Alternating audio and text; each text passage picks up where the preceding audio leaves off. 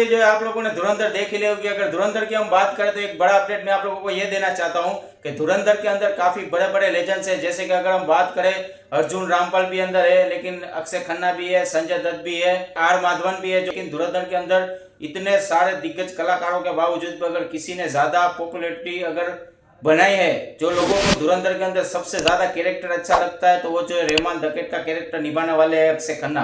क्योंकि अक्षय खन्ना जो है काफी अभी समय से फिल्मों के अंदर जो है 3 से 4 फिल्मों के अंदर विलन का कैरेक्टर निभाते हुए नजर आ रहे हैं।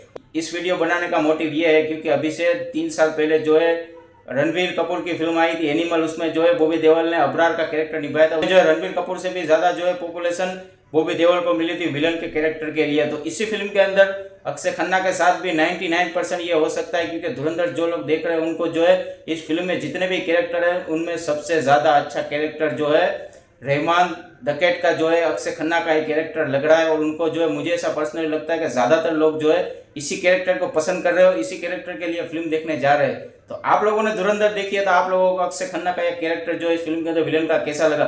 मुझे पर्सनली काफी अच्छा लगा और मुझे ऐसा लगता है कि जो है बॉबी देओल की तरह अक्षय खन्ना के करियर को भी ये विलन का रोल जो है 4 चांद लगा सकता है और आने वाले समय में जो काफी बड़ी बड़ी फिल्मों में विलन के तौर पे अक्षय खन्ना दिखाई दे सकते हैं। तो वीडियो अच्छा लगे तो वीडियो को लाइक करके हमारे चैनल को सब्सक्राइब करना बिल्कुल ना भूलें।